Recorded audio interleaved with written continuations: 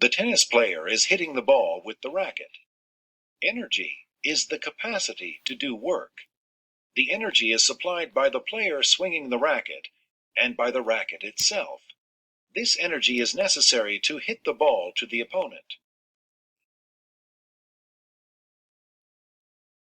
The, the wind turns the blades of the wind turbine. The blades then turn a rotor that turns a generator that creates electricity. The wind turbine does work when it uses the energy from the wind to generate electricity. The swinging arm of the worker and the hammer provide the energy to do the work necessary to drive this nail into the wood. The, ener- the energy of the ball and the person who throws it provide the energy to get a strike. The energy of the ball is changed into work when it hits the pins and moves them.